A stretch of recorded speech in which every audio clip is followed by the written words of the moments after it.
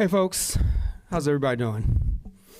Good, good. I'm Robe Imbriano, director of the Lipman Center, and this is a pretty cool week for us because we run this fairly competitive grant program each year to report on criminal justice issues, and it's amazing actually that the talent that we get to support comes back to support us by coming here and talking to you, and then spending some time also in your classes beyond this event.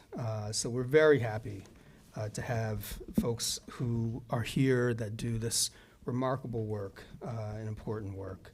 A Chicago Police Department ignores hundreds of complaints of sexual misconduct and assault by its own officers. A powerful suburban county sheriff exploits prisoners and his own staff and forces them to work for him as if they were, as one said, his property. A bureau here in New York that's housed in the DA's office, created to investigate wrongful convictions, instead delays justice for years. All these stories were brought to light by our guest today. We talk a lot around here about holding power to account without fear or favor. Our guests do it day in, day out, and they do it in their own communities where the consequences of challenging the powerful can get very urgent and personal. Jerry Mitchell is the founder of the Mississippi Center for Investigative Reporting and leads Mississippi Today's investigative team. His stories led to the prosecution and conviction of Medgar Evers' killer, the Klan members involved in the bombing of a Birmingham church where 4 little girls died, and the Klansmen who masterminded the deaths of civil rights workers Cheney, Goodman, and Schwerner. He's won numerous journalism prizes, including the Chancellor and Polk, was a Pulitzer finalist, and recipient of the MacArthur Genius Award. Andrew Fan is the executive director of Invisible Institute, a local Chicago newsroom. He's a Pulitzer Prize-winning journalist who spotlights human rights reporting and was part of the teams that created the National Police Index and Civil Police Data Project. Willow Higgins and Ryan Kost are here. They're independent journalists. Willow has reported for Texas Monthly, Texas Observer, Democrat, and Chronicle, and New York Focus. And Ryan has worked at the Associated Press, San Francisco Chronicle, and the Oregonian. Both are former CJI fellows. And our moderator today is Dolores Barclay, an author and former national writer and arts editor of the Associated Press. Her investigative series with fellow national writer Todd Lewin, Torn from the Land, was a seminal work in documenting the massive loss of wealth suffered by Black Americans through land loss. She's the author of several books, and one of them, Sammy Davis Jr., My Father, is now a film project with the Emmy-winning actress, producer, writer Lena Waithe. Let's give them a warm welcome.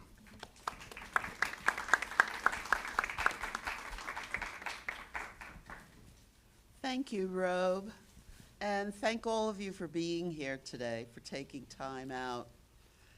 As journalists, we help the public understand how certain systems, such as the criminal justice system, work, and it is our job to expose injustice and corruption through fact-based reporting and investigation.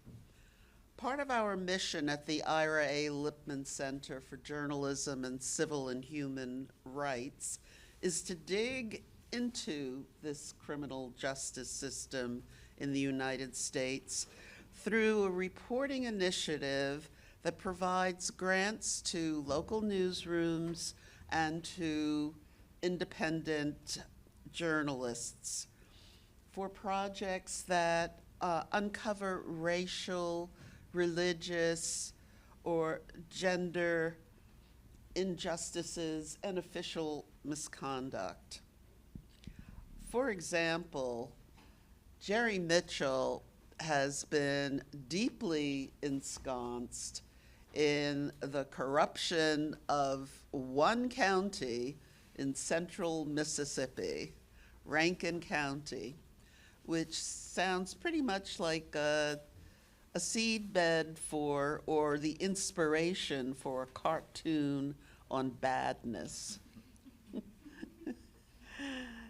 Jerry, your investigation into Rankin County's Goon Squad that basically tortured people who were arrested, who created numerous civil rights violations, prompted an investigation by the United States Justice Department, and was a Pulitzer finalist. Story was done with, Jerry with Mississippi Today, and it was done with the New York Times. Now you've exposed that same sheriff's very enterprising plan. Brian Bailey just didn't know when to stop. The sheriff, yeah. Yeah. Yeah, please tell us about that, and I know you have Yeah, I got slides to slides. illustrate. Let me get up here.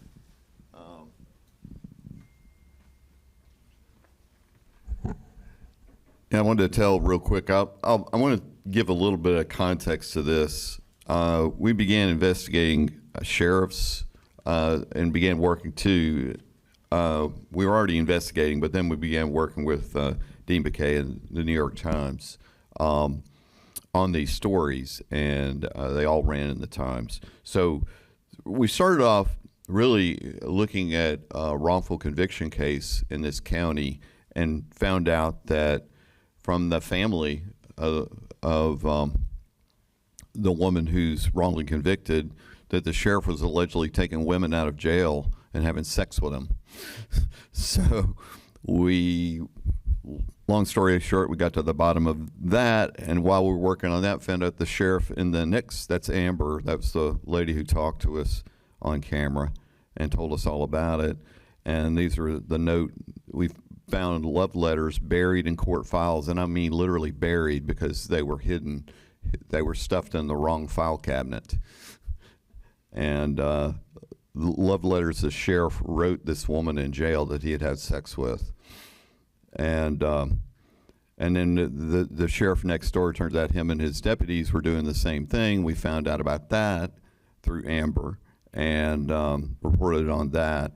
And that's the one of the women that was inside that jail was raped by several inmates, and they allowed it to happen. And basically, then the sheriff himself basically intervened to keep any kind of investigation from happening, even though these women, there were 2 women that were actually rape victims. And anyway, and then that's the sheriff, by the way. You can tell what a nice guy he is. Pretty awful. And then this sheriff is the one that was just previously mentioned, Brian Bailey. I might add, since we're at Columbia, we've had a number of Columbia graduates who've been involved in this project. Lissa Daly's the one. She and I did these first 3 stories I'm mentioning. A graduate here, and then Nate Rosenfield graduated a year later. He's been a part of our team ever since he got to us in the summer of 2023. And then Mukta Joshi has been a part of the latest story that got mentioned. But let me go through these real quick. So we found out that the same sheriff was using grand jury subpoenas to spy on his girlfriend.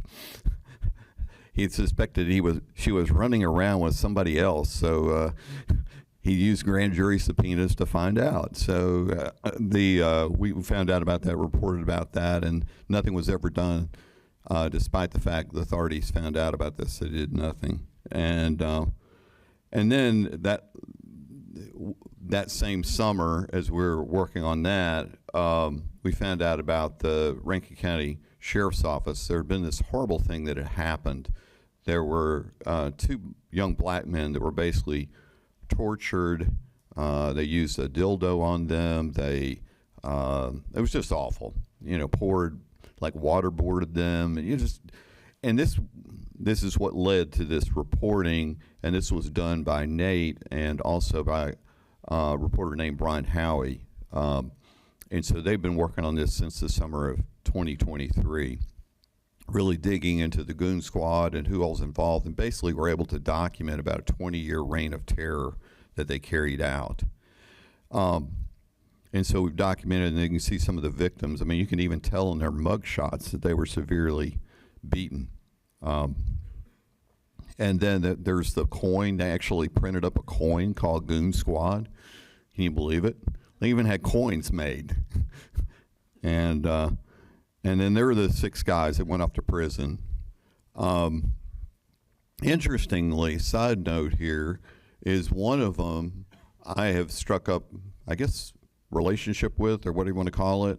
He's been talking to me for over a year now, and his name is Christian Dedman, and I've got over, I think 300. I think I'm over 320 pages of emails now. We're communicating mainly by email, but he's kind of telling a lot of what really happened, and that helped lead us to the next story. What happened? Anyway, hang on a second here, guys. Oh, anyway, well, I'll tell it, the chicken farm. This led to the chicken farm story. So we found out from Christian Dedman that he'd been working out this chicken farm. The sheriff's mother has a chicken farm. And so, you know, the sheriff decides he's going to take advantage of all those inmates he's got behind bars and starts using them out of his mama's chicken farm. So they start, you know, utilizing those inmates and having them come in and, yeah, go ahead. Sorry. There it goes. Anyway, yeah, Christian Dedman's the one in the middle at the top. And so he was the one that talked to us and told us all about this. And so Mukta Joshi and Steph Quinn worked on this.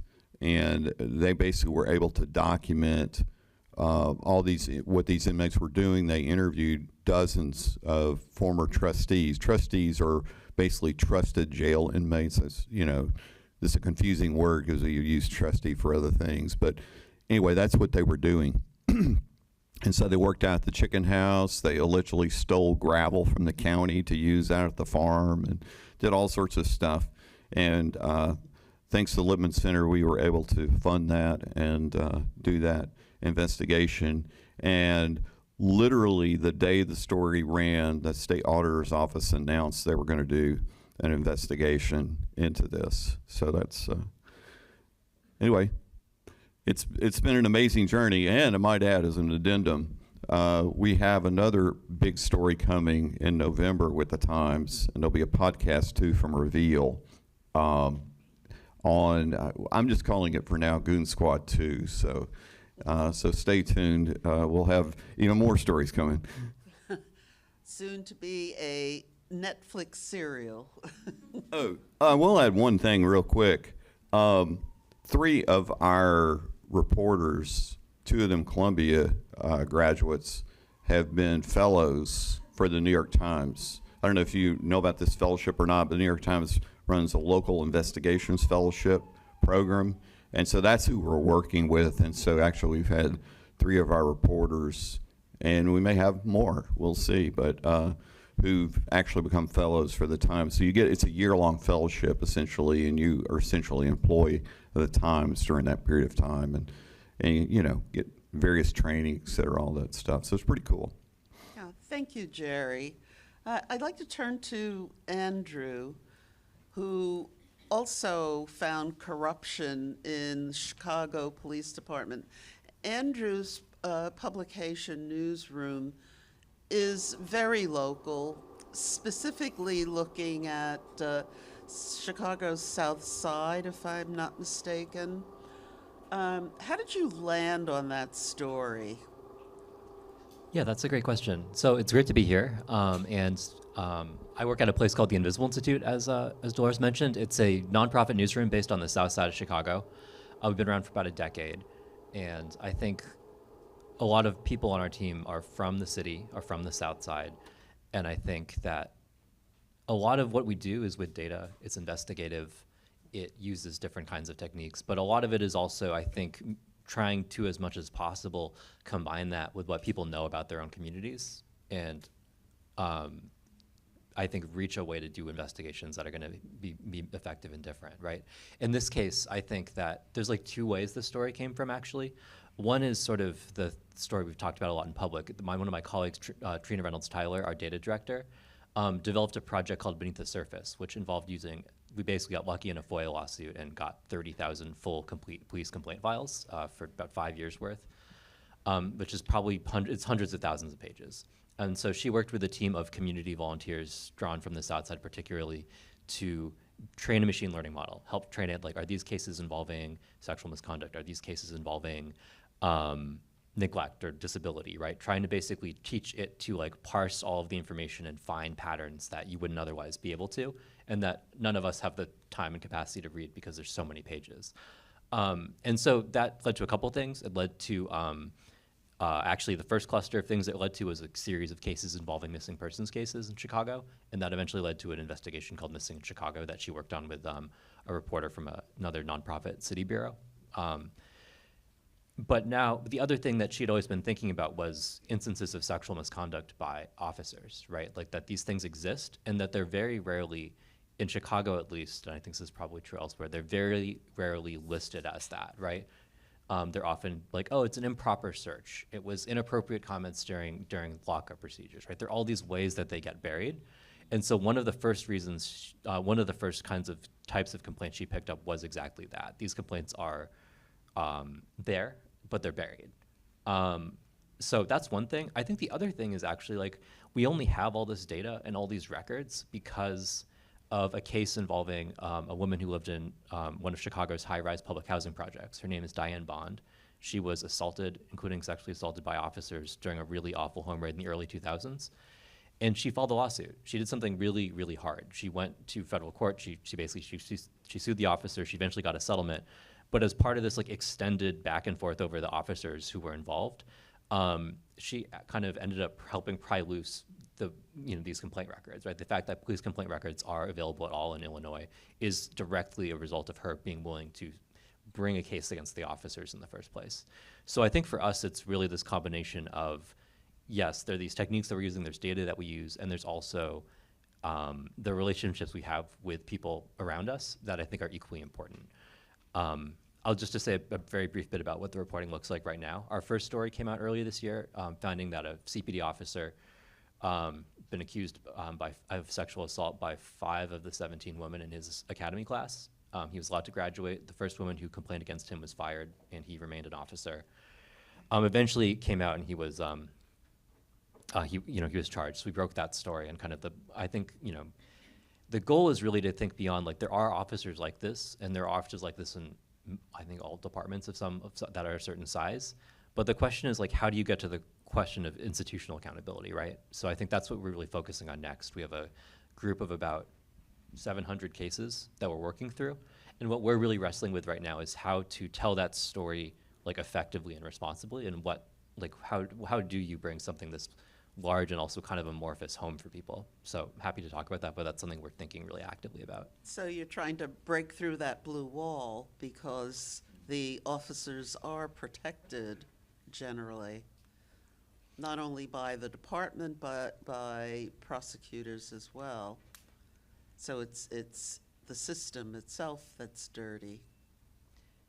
Yeah, I think there's a real question of, I think one thing we've been really focused on is this idea of repeater officers, right? You just see officers accused, and I think this shows up in some of the reporting that Jerry's been talking about too, but officers who are accused again and again and again, and largely without consequence.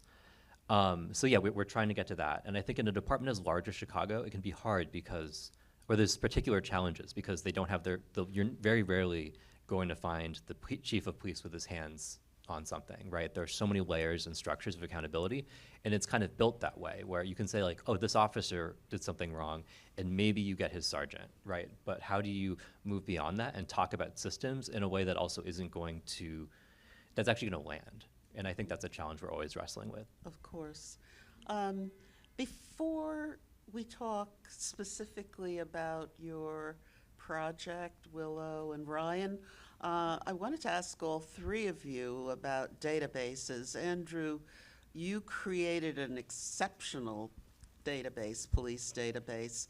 Willow and Ryan, you also created databases. And a big concern today is how federal databases are not only disappearing, but the information is being manipulated. And my question is, as journalists, what do you do to get around this?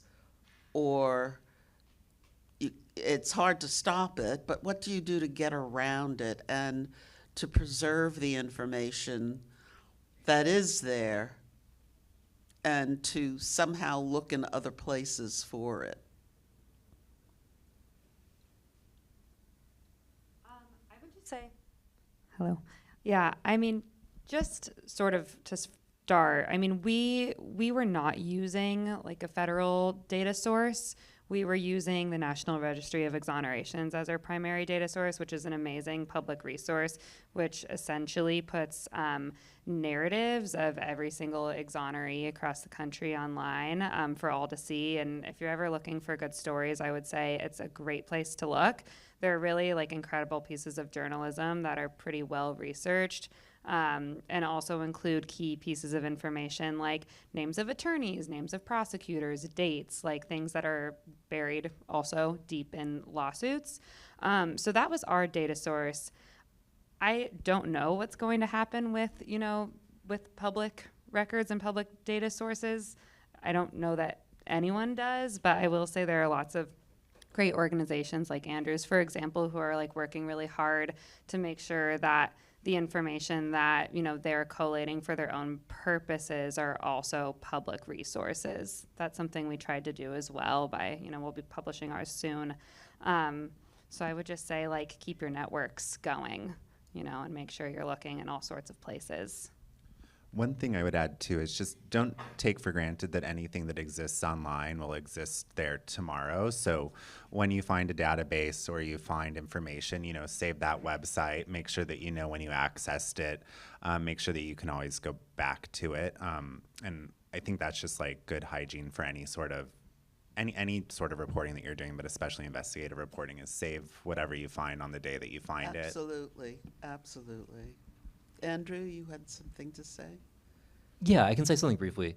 I think on the federal level, it's really hard. I think there's no good answer, right? Like, I don't want to, I'd love to say there's workarounds, but like, I know I've done data reporting with census data, with HMDA, with housing data, and to the extent that you can't trust that, it's really hard. There's no one else who can do that. The federal government just has the reach to find things that other places don't.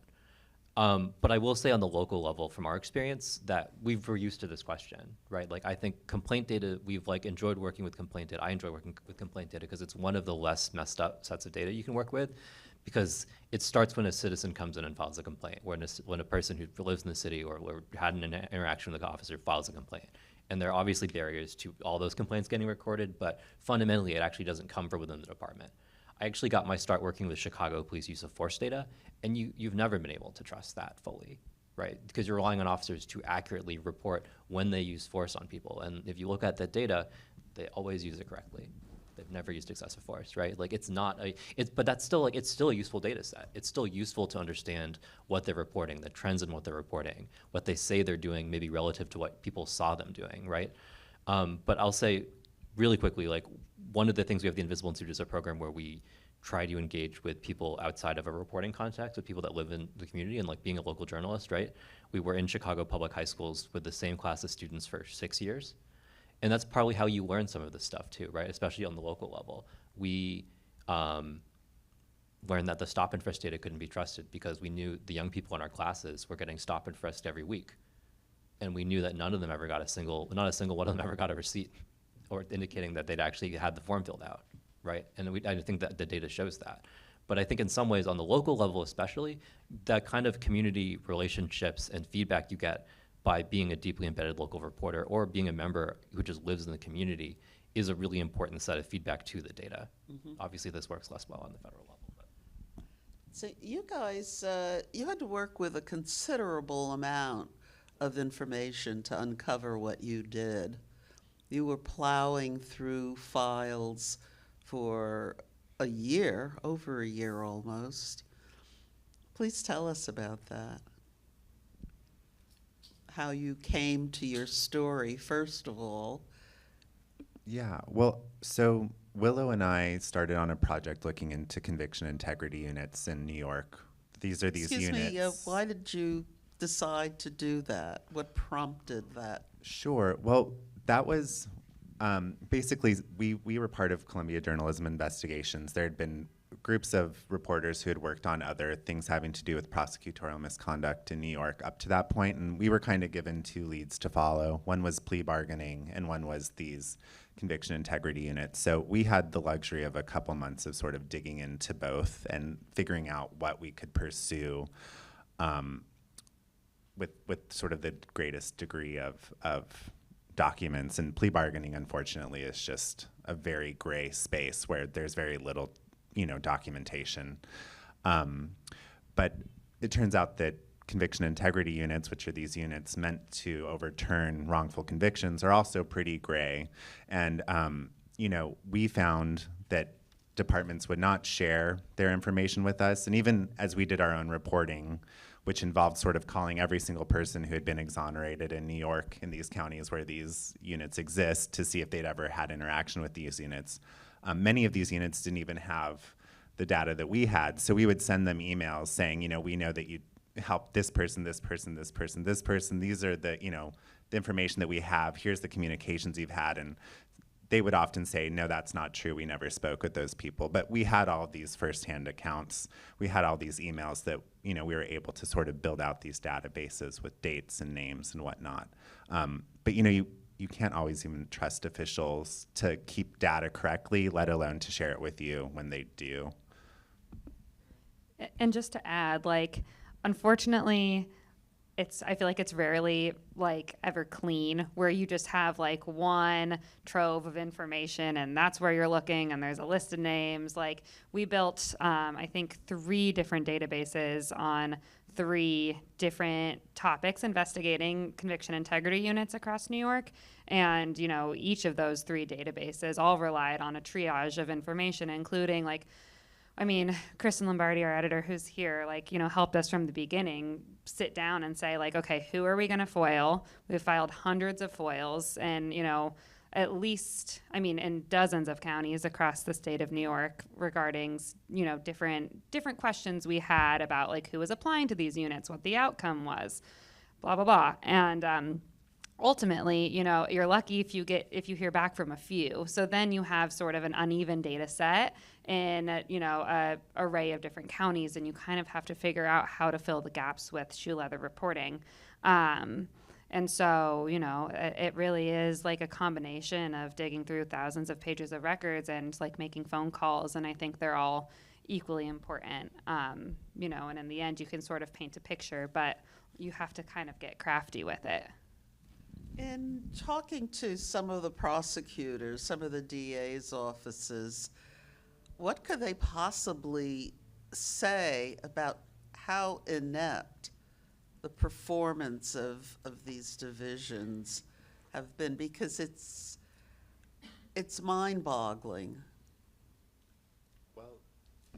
They get away with not talking about the details of their investigations, especially in New York and I'm sure elsewhere, by citing a statute that once a person is exonerated, their files are sealed. So they would say, we're not going to talk about this case because we can't, because this file is sealed, which is supposed to help, the person who is exonerated from having their, court filings in public. But of course, these are cases that have been covered in the media for decades. So it's not as though this person's name is no longer tied to this murder that they were accused of committing that turns out they hadn't actually committed. So, they go about it that way.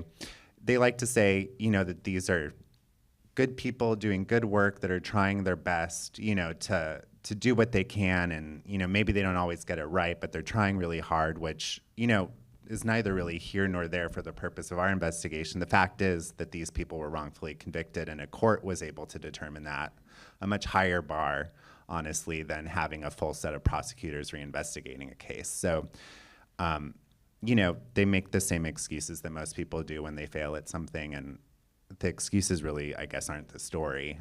It's us sort of digging into the fact patterns and saying, well, you're failing because you aren't looking where you need to look, or you're failing because your investigators are intimidating witnesses, or you're failing because, you're afraid of pissing off your boss. So, yeah, I guess that's what I would say. Are you able to press any specific prosecutors with those specific questions?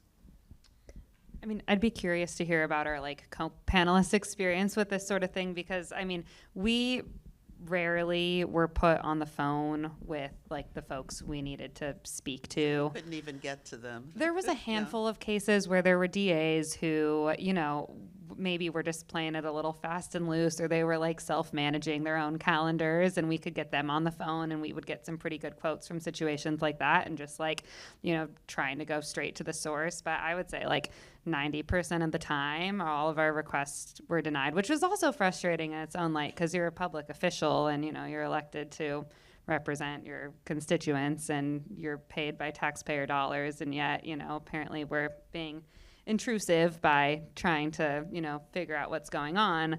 But yeah, just a lot of figuring out how to navigate those tricky conversations with Flax. And I mean, it sucks because ultimately, it would be great to hear all sides of the story. And, when folks aren't willing to share, I know they're facing hard questions, but from our perspective, more often than not, they would, come out looking better if they were willing to share their perspective. And so it's always kind of a shame when you get the door shut in your face, which is usually what happened. You've raised a very good point about covering criminal justice or the police beat today. When I was doing this crime reporting, police were available to us in New York. You could call any precinct, get anyone on the phone. You could talk to a cop at a scene. You could directly call DA's office. If you were a court or police beat person, you already had established relationships with these people. So they always talked to you. Whether they were going to be honest and open, well, that's another question. But you could always get someone who will talk to you. Oh, please don't use my name, I'll get fired. So, yeah, we could. Now, it's such cloak and dagger work. You have to sneak around to breed any type of sourcing. You have to literally promise your firstborn to someone to please become my source. I won't expose you. It is difficult. Jerry, how do you handle this? In terms of developing sources and things like getting to talk, it's interesting. It's an interesting way to navigate. Mississippi is become so much tougher. Kind of what you described, it mirrors my experience as well. In terms of it's getting tougher and tougher, not easier. We're having to talk to the sheriff in this case. We're having to go through a lawyer every time, and instead of being able to talk to him directly, and that always, it's always leads to issues. I will add one thing. We were kind of talking about data earlier. They had a database of the sheriff's budget, and instead of giving it to us, we asked for the budget over a period of years, but instead of giving us, and they're required under state law to give it to you if they have it digitally, to give it to you digitally. Instead, we got a stack like this of paper. So our reporters literally had to stand there and scan every piece of paper, and then after they got done with that, imported it into Pinpoint, and had to stitch it together and create the database all over again. So they're actively trying to prevent us from reporting on things that are obviously out there. And sources is just, you have to break into these hidden worlds. I think that's, like you were talking about, you have to be a part of the community. I think that's so important. You can't just parachute in and assume, oh yeah, we're, here we are. Talk to us. It's more developing relationships over time. I know Brian and Nate, when they were working on the Goon Squad story, one of the women they met early in that case, and there's a whole podcast about it, Revealed did a podcast about it, this woman named Andy, and she basically became their guide because she knew all these folks. they were mainly torturing people who were being arrested on drug charges, and that's what they were doing. That's who they were picking on, and so she basically became their guide into that world, and that's what you've got to do. Wonderful. Find guides, find people to become your allies, and not everyone's going to start off as an ally, but sometimes you can transform people into allies. They may not trust you initially, and that's fine, but you develop that trust over time, and then once they trust you, they become your ally, and then they're out there helping you find people. Oh, hey, let me tell you about this other person who was sexually assaulted by an officer. Yeah. Yeah, and to do that, you've got to get out of the office and hit the streets. And you can't hit the streets for 1 day or 2 days. You literally have to go to the places where people go, the local grocery store, the local bar, hangout, coffee shop, anything like that. Just hit the streets and start talking to people and developing contacts that way. There's also, just backing up on reaching a lot of the pivotal people in your stories, and particularly corrupt police officers or officials. There is a physical danger aspect involved as well. I mean, let me kind of put this into context. Reporters throughout the world are killed. And outside of this country, usually by police or government officials.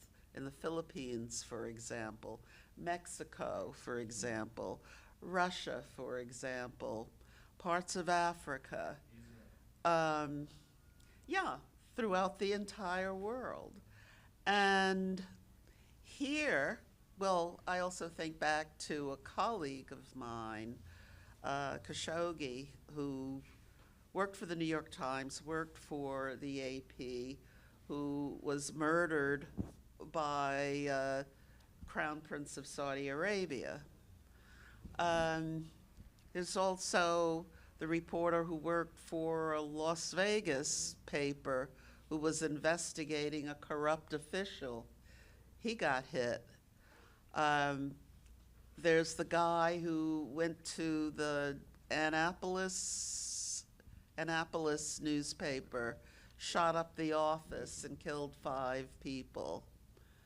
And he was just mad because they had written an article about him in which they said he allegedly had harassed a friend.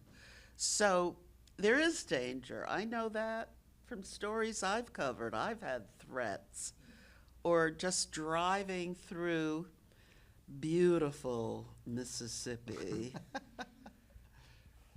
I recall pickup trucks with Confederate flags and gun racks. One ran me off the road once as I came from a county courthouse in Jasper County. So, yes, you will be threatened. Were you guys threatened, particularly you, Andrew? Your team? Yeah, I think that's a good question. I think it really varies from reporter to reporter. And I think that we've gotten some threats over the years, but honestly, nothing that's been, I think the way that we talk about it is that the best thing you can do is to put the work out. I think like in some ways, like this is like Chicago is not, it's a big city, but it's also like it can be a small place and people know each other. And I think that in some ways, those connections you have around you are one of the things that helps keep you safe. And I had to learn that coming in. Our founder, my colleague Jamie Calvin, like he's reported some really incredible. He broke the Laquan McDonald shooting story, which was a huge deal in Chicago. He then followed it up with this massive police whistleblower tip, which again, to Jerry's point, came partly because those relationships you build over time, allow the reporting that builds on itself.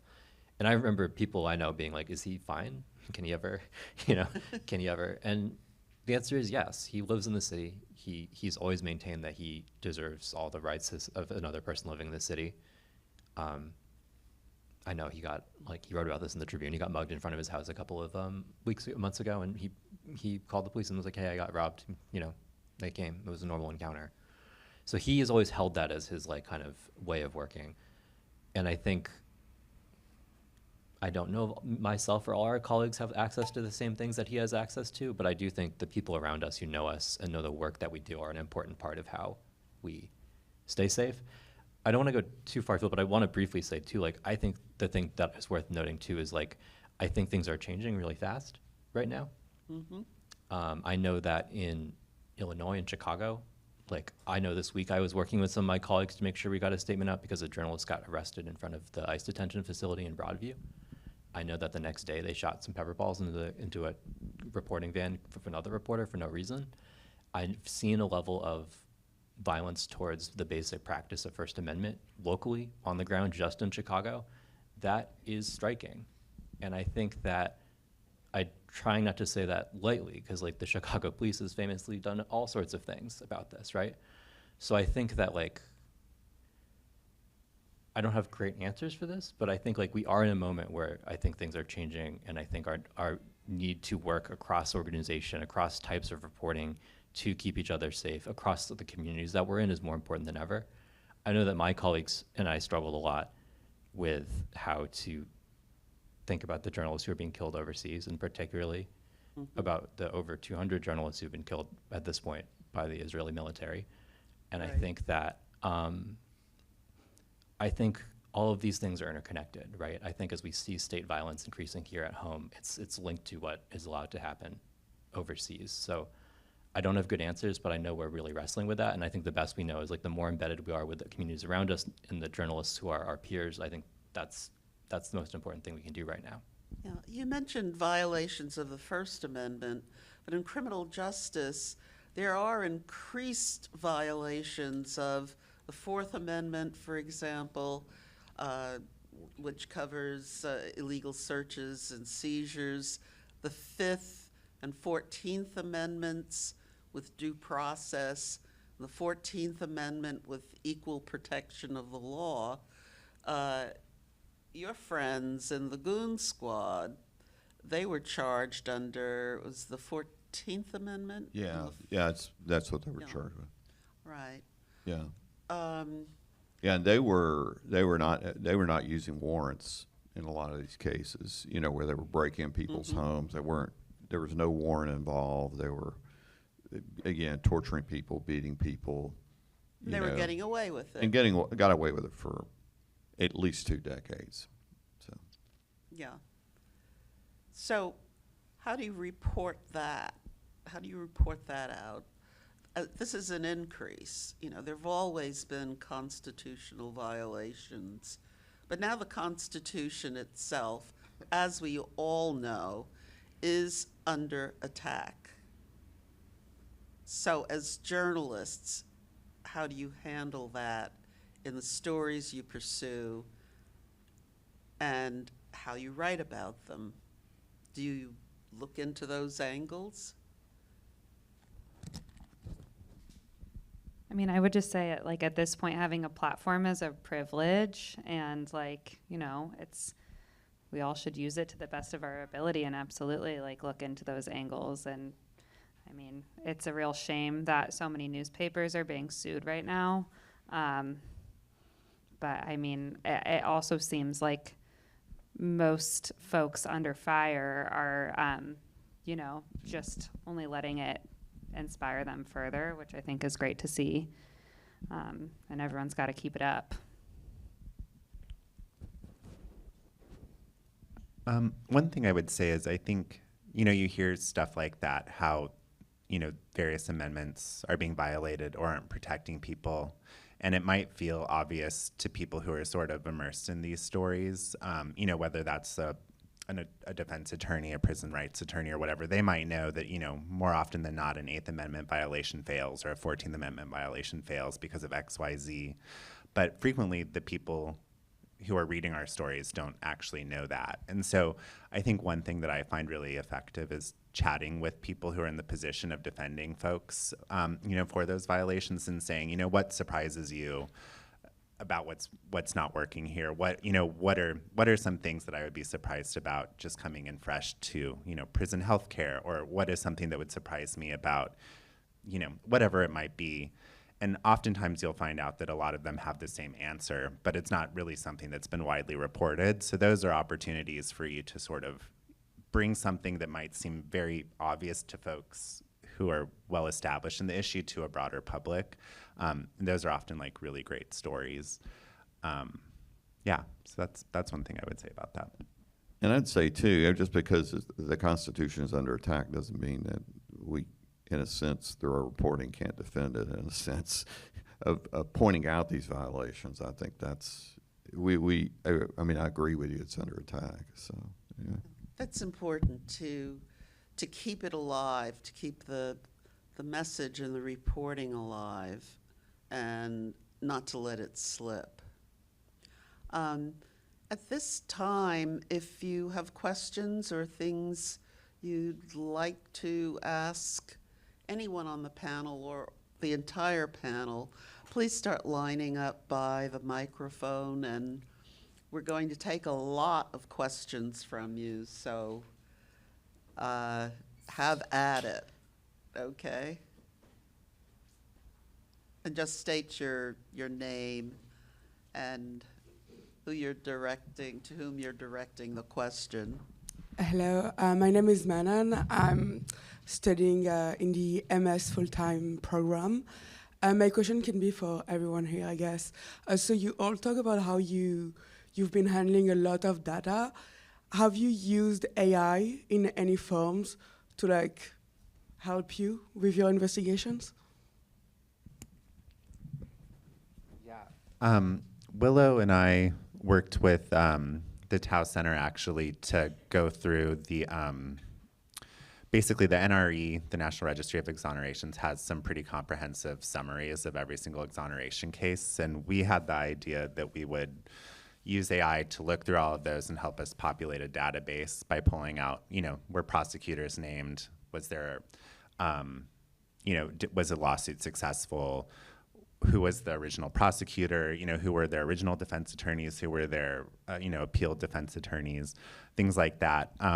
We did this, I guess it would have been a year ago almost at this point. So the models were different, but we found obviously that there were a lot of hallucinations. So it ended up becoming more of an education, I think an exercise in sort of educating ourselves about what the limits were. But it did help us sort of summarize very quickly these longer narratives into 3 or 4 sentences that then we were able to sort of quickly go through a ton of cases a lot more quickly to identify those that we thought were worth digging up further court records for. You probably have more to add to that process, but.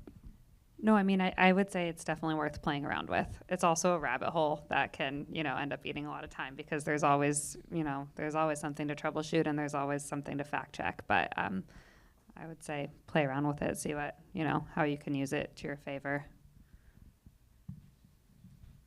Yeah, we tried it too, and on our database situation, and it was just getting it to recognize. I mean, we had these indictments, but it was a matter of trying to pull information from each indictment, and it just ended up being, you had more false positives, or what do you want to call them, than,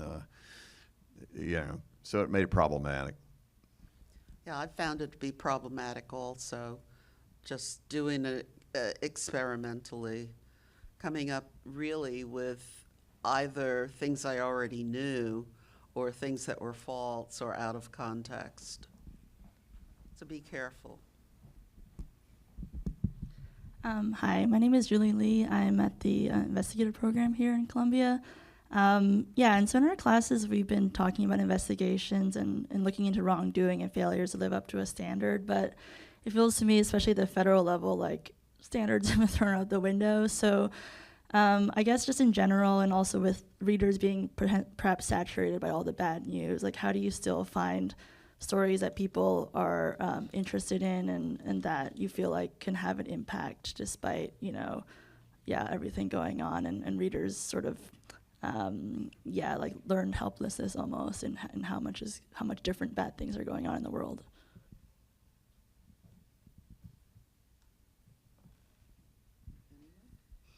Well, you got to have truth before you can have justice. That's the way I typically think about it, and it's tough. It's tough these days to do that. I mean, y'all may have had some things to add to that, but it's just we can't get sidetracked. I think it's easy to get sidetracked by other things that are going on, but I think we have a job to do to shine a light kind of into the darkness, and that's what it's about. And it's your focus is not outcome, your focus is truth, and just exposing these things that people don't know. And you'll be amazed at what can happen, especially I think at the local level. I think too, you can't force people to read what you're writing. You can do the best you can to get the story. You can connect it to human stories, which I think is helpful. But I mean, stories have different audiences. So sometimes who you're writing for is not necessarily, 1 million people to read this, but for the right, 1,000 people to read this. And maybe that's policymakers who can, come down hard on a sheriff in Mississippi, or maybe it's a lawmaker in New York who can, start the ball rolling on, having, guardrails for the sorts of programs that you're investigating. So, every story is sort of aimed at a specific audience, and it's helpful to kind of understand that, I think, especially in today's fractured media environment. I just add to that, I think, I agree that I think on the local level, there's just a different capacity, but I think the things that work locally aren't impossible beyond a local level, right? I think what's easier is that it's easier within specific communities for people to kind of visualize how they might organize with each other. Because I can say in most cases, I think occasionally you do get the thing where the person in power reads the story and they're like, oh, that's awful, I'm gonna fix that. But more often, if something gets changed, it's because there's community pressure, there's community organizing, there is advocacy, right? And I know it's, especially in more traditional journalism, is somewhat separated from that, but I think a lot of what we've tried to do is understand and be very cognizant of that, and also to publish in ways that meet people where they're actually coming together. So after Missing in Chicago published, we didn't just publish this 6,000 word, very heavy investigation and be like, hope you read it, it's good. We printed it out, we distributed it a bunch of places. We held a bunch of reading groups around the city because we knew people care about missing persons. We also know that they might not want to sit alone with 6,000 words about some pretty horrible missing persons cases. So we tried to actually meet them over months where they were and talk about it on the register they were willing to talk about it. And eventually we saw some policy impact. They reformed their policies. I don't know, we'll see if that actually does anything.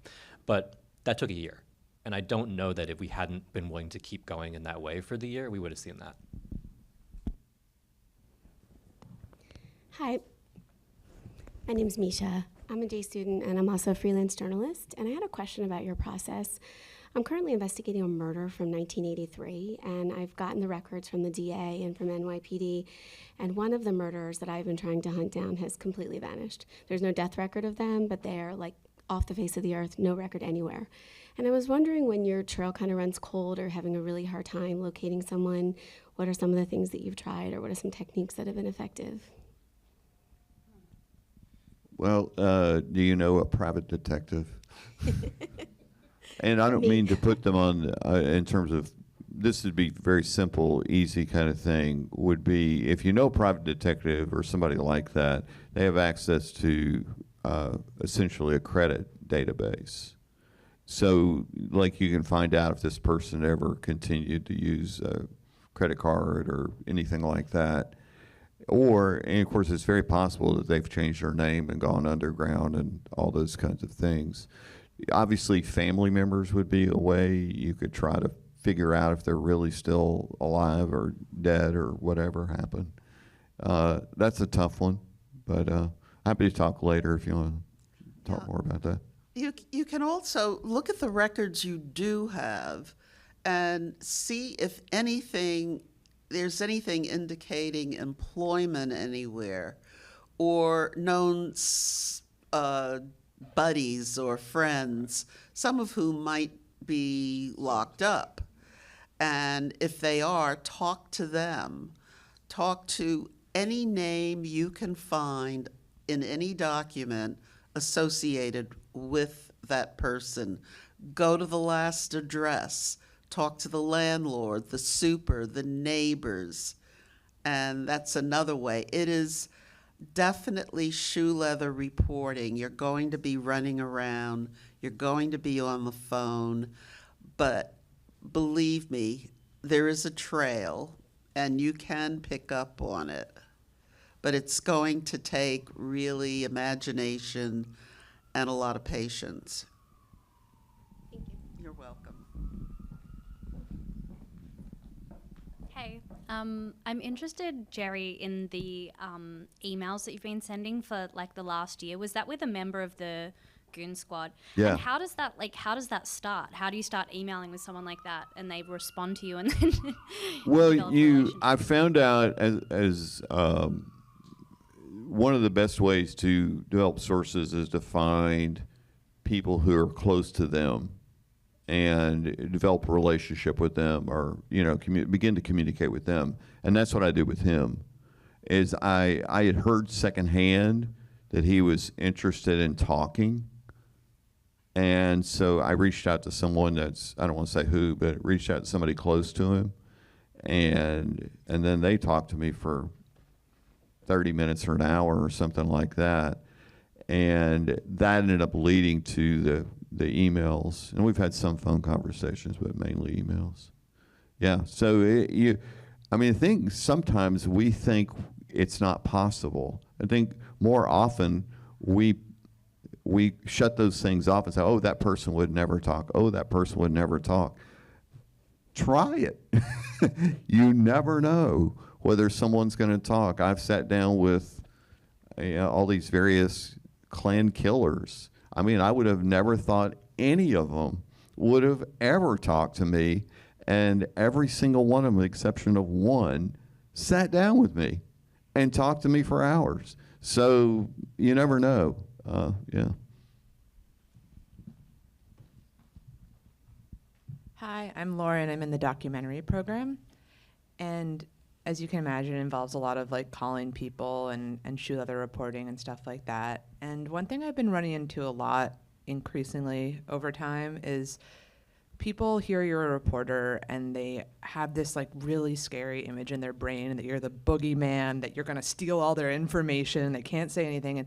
And just yesterday I was talking to someone and it started off that way. They actually lived on a houseboat in a canal in Brooklyn. And he was very like, oh, like, don't come to my house, don't do all that, and we talked for a while, and he wound up opening up, and, once they realize that you have integrity and you're a real person, but it takes a while, and they're kind of good people who have been sucked into some, I don't know, hysteria thing. So I was just wondering if you guys had any tips on talking to people and how to get through that and just, how to deal with that initial reaction. Well, obviously you did something right because he did talk to you. You have to be persistent, but in a gentle way. You can't be pushy. You have to gain trust. And gaining trust is a very individual and personal thing.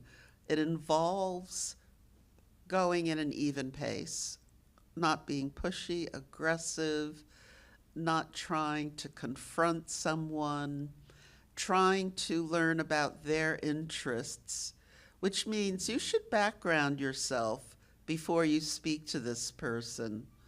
Let's say the person you went to see happens to love pickleball, and he won't talk to you, and then you'll say, well, hey, I understand you like pickleball, and I was just wondering if you could tell me of the best court near here, and I'm also buying some new equipment. What do you recommend?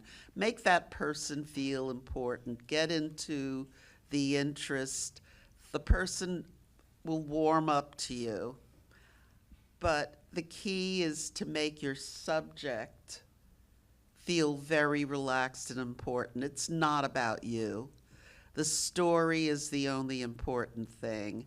And second most important is to get that person to talk to you.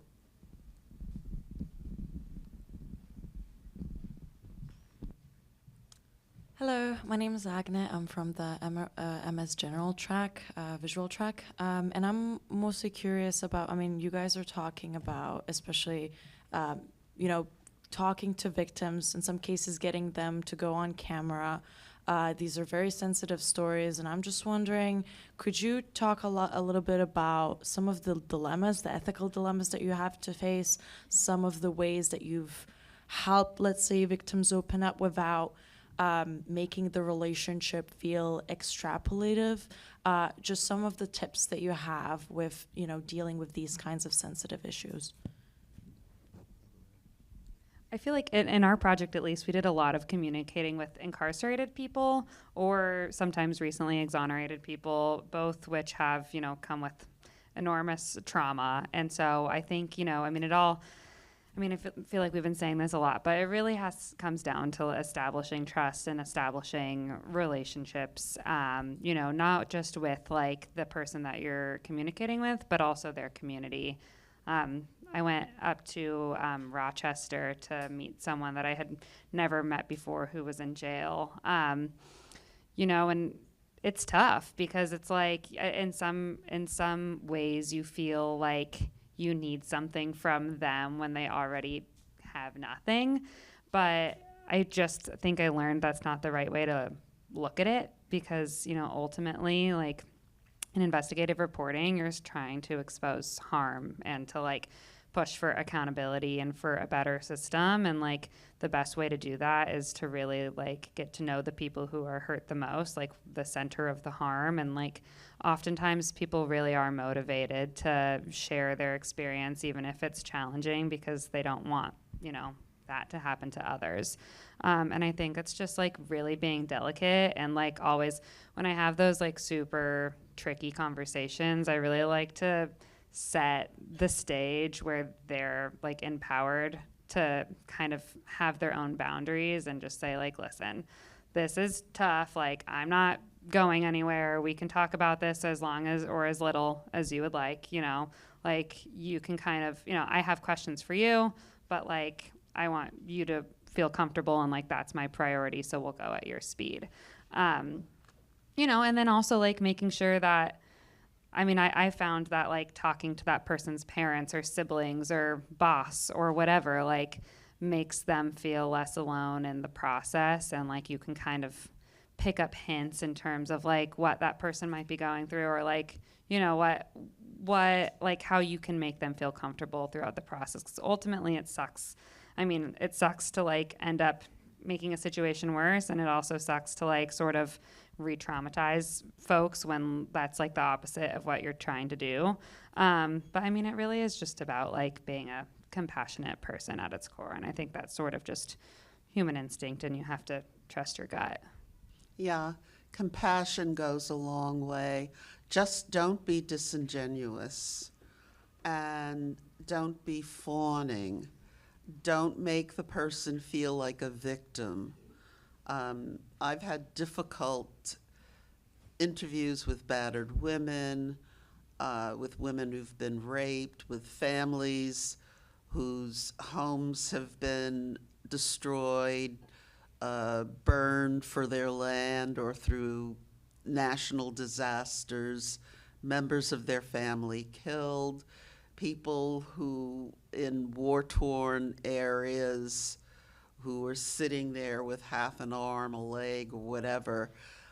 These are all difficult, very difficult interviews. And each approach is different, except for what Willow said. Patience, trust, honesty, be very honest, and compassion, but not just spilling over. People do not like to be reminded that they are a victim.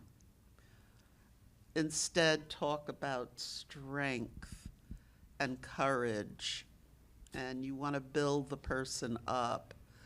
But also talk about things, again, just like the pickleball. Talk about something familiar. When people start talking about familiar things, they talk about everything else. They start talking about their children, and then they'll start talking about their feelings, their home, their upbringing, and that battered woman will tell you her entire life story. And listen to the silences. don't try to jump in on one of these difficult interviews when there's a silence. Let the silence linger, because it's the person thinking about something to say, and then the person will fill the silence. People generally have their own motivations for talking to you too, and you might not always understand them, but I think that sometimes we can get too in our heads about, you know, like we need to take care of this person. People generally, of course, they're like vulnerable individuals and you need to be careful, like minors, you know, people who might not be able to make rational decisions, but by and large, like you can trust people to understand their own limits. And I think that like you're sort of doing them a disservice if you're drawing limits for them, if that makes any sense. You can trust them to know when to stop. And you might want to start something incredibly delicate, start with them on a background or off the record even, so that they feel totally comfortable in what they're sharing. Because it's very difficult. And that's how we did with Amber. I mean, we started essentially off the record with her and then worked toward, and then she eventually got on camera. Maybe to kind of like follow up with that, what are some, I mean, when you're, I'm sure that this comes a little bit as a cost on you guys as well, and I'm wondering what are some of the steps or what are some of the things you do in order to kind of like sit with these stories and I don't know, kind of like mental health tips sort of on that area? I'll take it. This is going to sound brutal, but the first assignment I ever had as a young reporter, I was on the job for 3 days, and I was sent to a murder-suicide. I did not know how to cover a breaking cop story like this. I arrived at the scene, saw yellow tape, all of these people with cameras and pads and everything else hovering behind this tape. And I said, oh, there's a lot of reporters there. And I just walked into the building. Took the elevator up to the murder floor. The doors open, and right 2 feet in front of me, 2 bodies with blood all over the place. And I looked at it and I said, oh, that's the murder scene. Took notes. A captain comes over to me and says, how the F did you get up here? I took the elevator. Get in there. And he rode down with me, and then he said, you're new, right? Uh-huh. And he gave me everything I needed to know. And he said, okay, you have your story. Don't ever do that again. Thank you. Okay, I had witnessed depravity, something horrific. And yet, in my little reporter's brain, the only thing I saw was a story. And truthfully, the violence I had seen depicted on television, or the cruelty that I read about every day, eclipsed what I had seen. And I know this is not the answer you want, but for me, it was in a compartment, and I spoke to my colleagues and I said, I know I should feel something horrible and you know, need deep therapy after seeing this, but I looked at it clinically. And my colleagues looked at me and said, now you're a reporter. You have to separate or you'll go crazy. And right now that I'm no longer reporting, I see what's going on in our world today, and I do need therapy because I'm not writing about it. I'm experiencing it and witnessing it and feeling it, and I want to cry most of the time. But as a reporter, I didn't. There was only one time I did break down in tears, and I was with a colleague, and that was, we were investigating, it was for an investigation on stolen land in the South, land stolen from Black Americans. And we had passed this one enclave that had been this once beautiful Black community that was down to nothing, just overgrowth. But a cemetery was left, a family cemetery. And Todd, my reporting partner, and I stopped to see the cemetery, and we just stood there in silence for about 15 minutes. And then we got back in the car. Todd was driving, and then he pulled over to the side, and we were both sniffling, and we both started crying.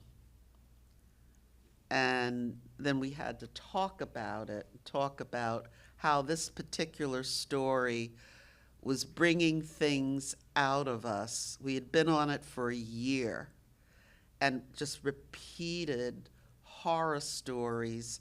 Yeah, I watched them drag my husband out of the house, and they strung him up and put him on fire. You know, we're listening to this, and we're seeing the land that once stood there.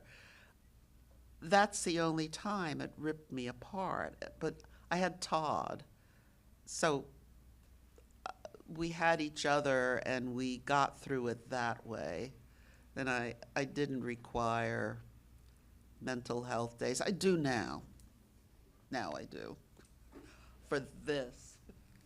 So anyone else want to take that one? I can chime in for a bit. I mean, I think there's a team of us working on the sexual assault reporting we're doing right now, and I think we try to talk a lot with each other. And I think, like, a thing for me is that I think everyone it's different for everyone, right? And I think I would say therapy is helpful, and if you can, like, I think as a reporter, like, I think it's useful for many people. It really depends, and I think it's not, you know, it depends on what you're working on, who you're working with. But I can say personally, it's been a useful tool to have. I think that, but we found those for every reporter, like, it does hit everyone. It's like, it is something that it's very hard to avoid doing certain types of reporting, and it will affect you in different ways that you can't always predict when you start. And I think it gets bound up in the reporting in ways that can be, like, really hard to navigate, because the same things that maybe make you a good investigative reporter, being, you know, driven and to the point of being obsessive about a topic, not stopping, continuing forward at all times, like the same things that make you good at that also can be really damaging for your mental health. And there's no perfect way to balance those things. I think you can find ways to ground yourself outside the work. You can find relationships with other people that help ground yourself outside the work. And you can try to understand, like, how you're going to interact with it yourself, right? I think the things we found are helpful are having colleagues where we talk with each other about this regularly, doing our best to create, like, mental health support systems and making sure our insurance is good enough to cover it. But that's not sufficient. It's useful, but it's not sufficient. And I think we all have to kind of find out how we can personally balance these things over time. I'm sorry, it's not like a super helpful answer, but I appreciate you asking it. Yeah. You also, in this business, you can't be fragile because there's too much going on. There are too many decisions you have to make in the moment, and you have to have a steely focus on what you're covering, what you're investigating, and the writing of it. And you can't break down.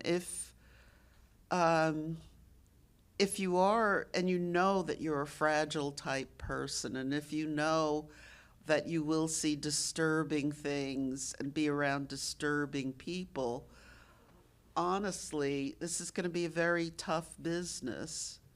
I've talked to colleagues who, well, some of the old guys I met when I first started reporting, the Vietnam guys. And back then, before the government prevented reporters from actually going out to battle and seeing the real thing, these guys were out there side by side. They saw death. They had bullets whizzing around them. One friend of mine got, how shall we say, shot in the cheek and had to have the bullet removed in the field.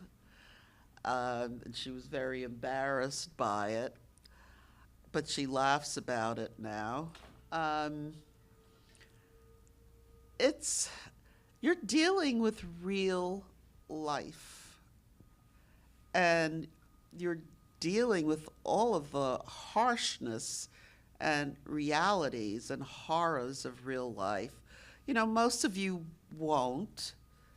Many of you will, the stories you will do won't bring you anywhere near such rawness. But for those of you who do, you have to toughen up for your own sanity and to get the job done. But what Andrew said is very important. Talk about it, particularly with your colleagues, because they're going through the same thing. Just like what Todd and I went through, we had each other. And it's a good thing, because had I been alone, I would have been on the phone talking to a colleague, you know, not a civilian. Civilians don't understand, but your colleagues do. And they can help you. They'll help you get through it. Thank you. Hi, Julie again. I was wondering, in terms of writing your stories, like how do you, or do you at all try to go beyond just talking about, you know, the horrors of the world, and in any of your work, do you sort of approach solutions journalism at all, or other ways, and sort of, you know, ending on a hopeful note, for lack of a better phrase?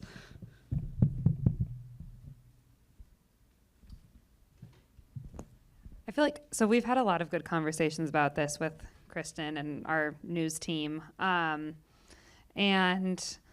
I mean, ultimately in our series, we've always tried to end on like policy, which I think is sort of like a good, I mean, not that it should be a formula, but like it's sort of a good rule of thumb. Like, what are the existing policies, and what are advocates, you know, asking for? And then like also trying to zoom out and looking like outside of the specific situations that you're highlighting in your piece, you know, and finding like a gold star, or like someone who's doing it right, or like someone who has a glimmer of hope, or, you know, a bill that is moving forward in a particular situation, I think is always kind of good to anchor things on, you know, and then for your kicker, like circle back to a human moment. Is how we've kind of been doing it. And I think, you know, for everyone's sake, your readers and yourself and your sources, it's nice to like incorporate at least some element of optimism at some point in your piece. I mean, unless what you're reporting on is just so bleak that there is literally none, in which case, I mean, that's tough. But yeah, that would be my first 2 cents. Yeah, and our job isn't to advocate or to find solutions. We're communicating and giving you information that you need to have as residents of this country or of the world, depending on who you're writing for. It's up to you to take this and run with it. But what we do is infuse investigative pieces with a very strong human element, so you can see and feel what people went through. Some of these stories don't have happy endings. Like your academy, your cadet did not get her job back, did she? You know, that was, you know, when I read your story, I'm sitting there saying, yeah, and then she got her job back, and then she got her job back. I was pulling for her.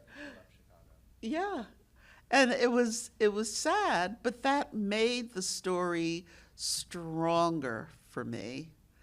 And sometimes the solutions come afterward when what you've written prompts change. It, will clean up a situation. Stories Lipman has backed. We've had that happen. One team, AL.com, won a Pulitzer for a story they wrote about a town that was making, the police department was larger than the town itself, and they were making money off of these bogus, you didn't stop for the red light, just bogus traffic violations, and mostly against black citizens, always poor people. That whole operation was shut down. New sheriff, new police, new everything. So your story itself is the solution because it can prompt something. Jerry's story brought out the feds. They were put in jail. No, they're all in prison. Yeah. The 6 are. Yeah. And other stories have done the same thing, brought on major investigations or changed some aspect of the system. But yeah, we like happy endings. I'm open to the idea of solutions journalism, but I think that policy is really difficult. And so to both report on a problem and then also come up with the policy solutions, that's a whole other job and not necessarily one that we're necessarily equipped to do. I mean, you could look at one paper that says this could potentially lead to this solution, but you have to dig into that paper. You have to understand that policy solution is going to do X, Y, or Z. And that to me is just not really something I necessarily feel capable of, or I would need a lot more time in order to sort of offer my own solution. And I think the best that I can do is really detail where a process went wrong and leave it to the people who are sort of more enmeshed in those solutions to kind of address the issues that I've uncovered. Yeah, we had one of the issues that arose because these guys admitted they did what they did, broke into houses without warrants, et cetera, et cetera. People got statements out of them sometimes that way. Someone had mentioned that the head of the Capital Relief Office, kind of the lawyers that are hired to deal with capital cases that the state has, state office, that they were willing to look at all these cases. Because the question was, what about these other possible cases, possible wrongful convictions? So essentially, they kind of volunteered and said, hey, if we had 400,000, we could hire enough people, we could go, lawyers, investigators, we could go back and look at all these cases. So we just incorporated that within the story. So I think it's not like we have to go, oh, here's the answer, you know what I mean? You can incorporate it within your reporting if you do know of people working on this problem, and that may be a story into itself even. Yeah, very, very true. We're going to wrap up now, and I'd like to thank Ryan, Willow, Andrew, and Jerry for being with us, and all of you for coming out. Thank you.